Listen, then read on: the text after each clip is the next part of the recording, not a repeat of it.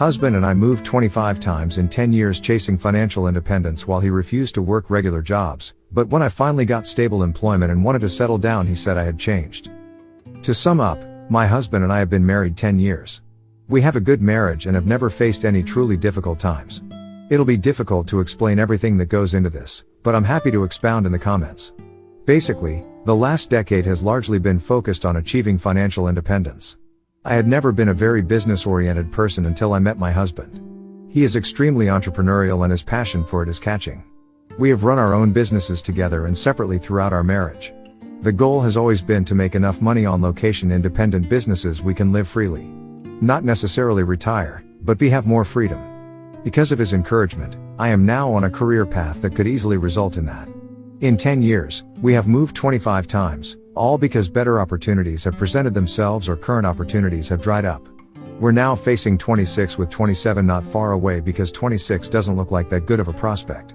Without giving away details, my business fluctuates greatly. I've had months where I pull in mid-5 figures and long stretches of a few hundred. My career outside of this is food service with a very definite wage ceiling. My husband's career is professional and he can easily find a 6-figure salary position. His current online business currently brings in low 4 figures. We have always relied on his going back to work when money runs low. He's in high demand, can practically snap his fingers and get a job. I cannot. Here's the conflict, and where I'll try to eliminate as much of my bias as possible. My husband is completely burned out. He physically and emotionally can't deal with the stress of going to work right now. He has supported me through the last couple years when my income has been low. I've always been aware of my financial contribution and make up for it by carrying the grand majority of the household chores. Even when I was working 60+ hours as a manager, and pulling in half his wage. But as our savings are dwindling, it's looking more and more like I'll have to get a job. That means pushing my business to the back burner, working a physically demanding job, all for a quarter of the pay he could get. I'm not one to spend money. We didn't have a wedding. We bought my wedding band 3 years after we got married. I cut my own hair. I work from home in sweatpants. It's not as though I've forced him to work jobs he hates in order to provide me with an extravagant lifestyle. I have worked shit jobs to help provide for us in the past, and even when my business isn't earning a ton, I still put in 50+ hours a week. I'm craving stability. Not permanence, just the feeling that I can unpack our boxes and not feel like I should save them in a closet knowing in 6 to 9 months I'll need them again. We've been child-free for years, but the last couple years the topic has been coming up more and more. Yet I feel it's impossible to even discuss the idea of starting a family in the face of such uncertainty. I miss my cats, they're living with my parents overseas. I want a fish tank and a place to hang pictures. He says, if you want those things, then make them happen. Which, fair enough. I completely agree with. I don't want to rely on him to provide the life I want, however it leaves me feeling a combination of emotions I can't really put a word to. I find myself going through mental exercises of, what would I do in this situation if I were single? How would I support myself? And I start to feel resentful. I'm not single. I'm married. And not only that, I'm not sure I can make enough money to support us. I desperately want him to find what it is he's meant to do. I don't care about the money or the dreams of financial independence if it means he's miserable trying to get there. He's been trying to work out which direction to change to for the past year and has yet to come up with anything solid. I know it's all about give and take, but I can't help but feel. I don't know. I don't have the words. And I'm at a complete loss as to how we resolve this. BTW, we have talked about all of this about 1,957 times already. There is nothing written here he hasn't heard before. Edit, I appreciate all the comments and opinions.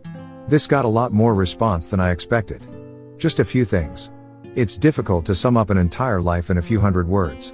The moves have been for varied and obviously with 25 of them, multiple reasons. Some were because my husband was offered a good job. Others were to be nearer family. I've been pursuing my side business for the last 3.5 years. The 7 prior to that I was in full-time employment, sometimes working a full-time job while also helping to run our own business. He has not financially supported me for 10 years. I'm not sure where people got MLM from, but I'm in a creative field. As I said, I don't want to reveal details, but I create products and then sell them online. We are not scam artists, nor do we have to leave town because people are catching on to our pyramid scheme, lol. As far as financials go, again, it's impossible to sum up 10 years of income. But we go through feast and famine periods. Times when money is flowing in and times when we live off what we've earned. We never live outside our means, and when money is good, we put thousands a month away to prepare for the down times. It's not a typical way of living, so I understand it's not easily relatable. Update 1. I'm writing partly to sort all this out in my head and partly for outside perspectives. I don't even know what to think anymore. Again, I'm happy to explain any details that need fleshing out if it helps. I'll try to be concise, and I truly appreciate your reading. 9 months ago, I posted asking for help about my frustration with going back to work after my husband burned out in his career, previous post in my history. For the sake of anonymity, I tried to be vague with the details, and many thought our work was on the dodgy side. I don't care about keeping it anonymous. All these factors are relevant. I'm an author, I self-published books and made a decent living doing it for several years. My husband is a software developer and mainly buys existing online companies, and fixes them up to sell. When that's not working, he tries to work a normal 9 to 5, but typically lasts no more than 6 months. His last attempt was 1 day. My career before this was in the food industry, which means crap pay, long hours and very sore feet. I got a job that pays 95% of the bills, the rest is covered by savings. Yeah, I'd rather be working for myself, but I like it. I'm good at it. It's the first time I actually enjoy going to work. For the last few months, I've been slowly changing, and it feels like my husband and I are drifting apart. At first I thought it was a natural phase. Things will definitely feel different compared to working under the same roof all day and night. Now, I don't know. From the previous thread, he says, if you want those things, then make them happen. Which, fair enough. I completely agree with. I don't want to rely on him to provide the life I want, however it leaves me feeling a combination of emotions I can't really put a word to. I find myself going through mental exercises of, what would I do in this situation if I were single? How would I support myself? And I start to feel resentful. I'm not single. I'm married. And not only that, I'm not sure I can make enough money to support us. I am making enough money to support us, and it feels good. It's given me confidence in a way I haven't had before. But, it's also made something glaringly obvious in our relationship. We disagree on just about everything, and we have very little in common. I'm happy to work on my writing on the side while I work. He thinks I've given up on our dream and have settled for a world, the 9 to 5, MF world, he is loath to spend time in. He sold his business and is still figuring out what he wants to do next. I want to buy a flat in the city. He wants to move to the country, or use our savings to travel or live remotely. I want to settle for a while and make friends. He thinks there's plenty of time for that in the future. I want to make our home cozy and put up decorations like photos and artwork. While he likes it, he thinks of it all as just pointless stuff we shouldn't waste money on. I could go on, but you get it. It feels like literally everything I like, he hates. I've also realized that most of the moves, most of the big decisions were things I went along with.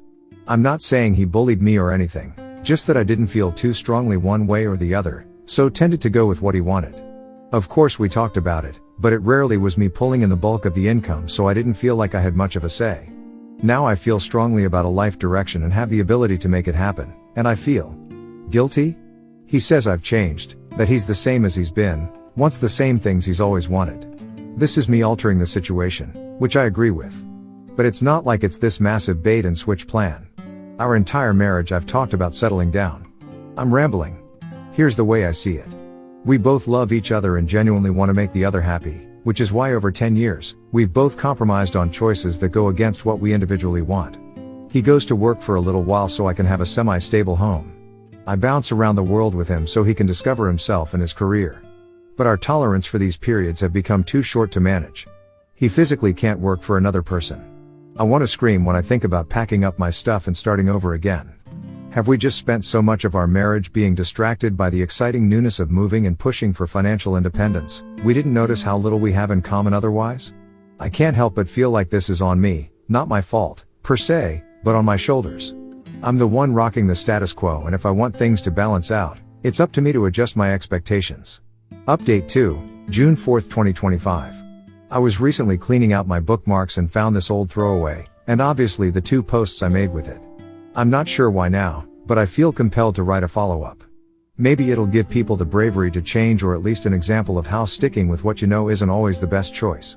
An obviously very long story short, with the help of those posts and a lot of long nights of thinking, I left my husband. In fact, it took him going away for a long weekend to realize how much happier and at peace I felt without him around. At first the split was amicable, but looking back I think he was just waiting for me to come rushing back to him once I realized my mistake. When that didn't happen and he could see I was actually serious about building a new life for myself, a switch flipped. We only spoke when he needed something from me, and eventually that stopped too. Enough about him. I'm now 42, happier and healthier and more satisfied than I've been my whole life. I picked me, and that was the best choice I could have ever made. I lived alone for the first time, and my God, the peace of having my own space. Unrivaled. I ended up staying in that apartment for 5 years, not a moving box in sight. I put art on the walls, I knew my neighbors. I made a home. I grew my career and went back to school. Made friends, built a little community.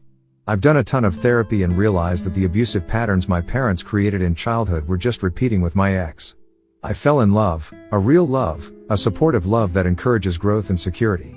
I'm doing new work that helps people and is so much more than just chasing money. All of those things have created a life that's more rewarding than I ever thought possible for myself. I've gone through some really shitty times too, illness, cancer scares, deaths, loss. But I have no idea how I would have come out the other side without the community I built around me. Even something as simple as people at your local coffee shop recognizing you is a comfort after feeling adrift and alone for so long. Anyway, if I were to respond to myself from 7 years ago, this is what I would say. Leave the loser. He doesn't care about you, never did. He only cares about what you can do for him, and now that you aren't serving him, well, just go. You are capable of doing difficult things, and you are worthy of the work it takes to accomplish them. Trust your abilities, trust your gut, it's been screaming at you for years now, honey. Life can be so much more than you've experienced, but you have to make it happen for yourself. Edit, I'm surprised but happy this found so many people. I genuinely thought I was going to bookend this story and have it disappear into the ether. But whatever urge I had to write it, and whatever brought you to reading it. Who knows? Maybe it was meant to. Thank you for all the messages and comments. I feel so grateful to have this perspective and experience. Next story. Brother beat me so badly I thought I was going to die and threatened to stab me while his kids watched. When I pressed charges, my entire family said I should drop the case because he's already suffered enough. This happened a few years ago but is still a major issue in my family. I, 25F, am the youngest and only girl of my siblings. Me and my mom, 50F, live in a different state and decided to visit home, and my oldest brother, 31M, offered to house us with his family. The first night there, my mom went out with some old friends and my brother and his girlfriend, 32F, asked to hang out with me in their home for the night. After their kids, 4 kids between the ages of 9 months and 12, went to bed, we started drinking and talking about random things, since this was the first time I had actually met this girlfriend and spent time with her. While talking, his girlfriend asked about our childhood and what he was like as a kid. And I answered honestly, he was a bad kid. He ran away, he spiked our mom's boyfriend's drinks with bleach, he fought at school almost daily and was suspended constantly until he dropped out. Something I thought was funny to joke about was not funny to him and he got angry. Me and his girlfriend laughed it off. We're all very drunk at this point, but I could tell he was getting angrier and angrier. Then he asked me, if I just punched you right now it wouldn't be funny, would it? Again, drunk me laughed it off, thinking we were just talking about our lives and childhoods.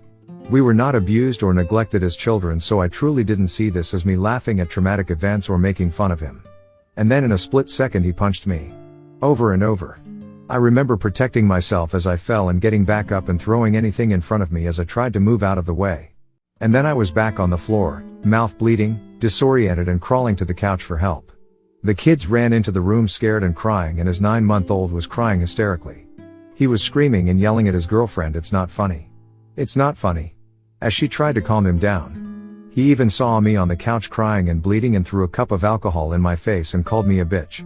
And then he said, "I hope you know you're gonna fucking die tonight." I remember running into the bathroom and locking the door, and I heard him searching desperately for a knife in the kitchen drawer. I called my mom as I hysterically cried and told her he was gonna kill me, and she begged me to open a window and run.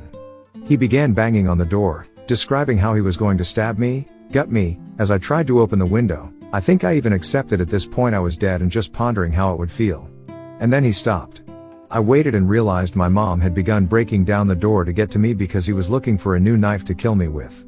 After this, I went to the hospital, and although I had no broken bones, I was bleeding and my entire face was bruised and cut.